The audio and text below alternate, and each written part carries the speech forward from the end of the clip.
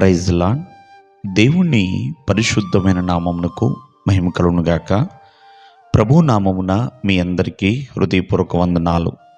ఈ ఉదయకాలము దేవుని వాక్యాన్ని విందాం. రోమీలకు రాసిన పత్రిక 10వ అధ్యాయము 9వ వచనము.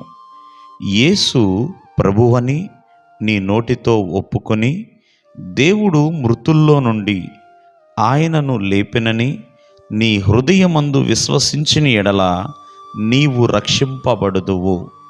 ప్రియమైన వాళ్ళరా, రక్షించబడటం, ఒప్పుకోవటం, విశ్వసించటం, ఇవన్నీ కూడా ఈ లేఖన భాగాల ద్వారా మనం చూస్తున్నాం. మానవ జీవితంలో కొన్ని మనం ఒప్పుకుంటూ ఉంటాం, కొన్ని ఒప్పుకోమండి. కానీ ఒక క్రైస్తవుడిగా జీవించాలి అన్నా, ఒక రక్షణ కలిగి ఉండాలి అన్నా ఒప్పుకునేవారిగా ఉండాలి. మొదట యేసుక్రీస్తు వారిని దేవుడిగా ఒప్పుకోవాలి. ఆయన ప్రభువు, రాజులకి రాజుగా ఉన్నాడు, నా కోసమే ఈ లోకానికి దిగి వచ్చాడు అని ఒప్పుకోవాలి. నోటితో, హృదయమందు విశ్వసించాలి. అలా ఒప్పుకోకపోతే నీ జీవితానికి రక్షణ అనేది రాదు. ఒప్పుకునే వారిగా ఉండాలి. ప్రియమైన వర్లరా, చాలామంది ప్రభువుని ఒప్పుకోలేరు, అంగీకరించలేరు.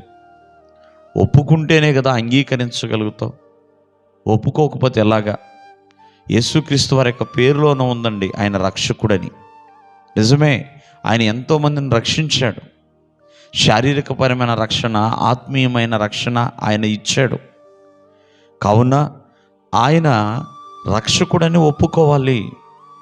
అంతేకాదు, ఆయన ద్వారా ఎన్నో స్వస్థతలు కలుగుతున్నాయి కాబట్టి స్వస్థత ఇచ్చువాడు అని ఒప్పుకోవాలి.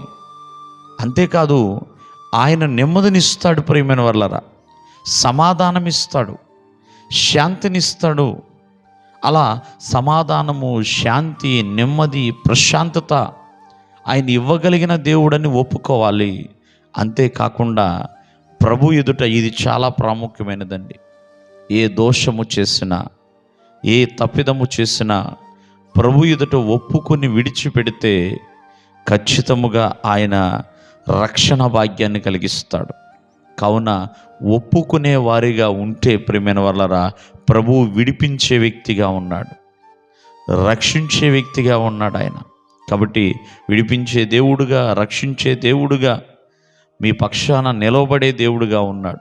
కాబట్టి మరి దాచిపెట్టడం వల్ల, కప్పి ఉంచడం వల్ల ఉపయోగం ఉండదు. కానీ ప్రభు ఎదుట ఆ ప్రభువుని నీ నోటితో ఒప్పుకొనటం వలన రక్షణ పొందుకుంటావు. దేవుడు మిమ్మల్ని ఆశీర్వదించునుగాక. ఆమేన్.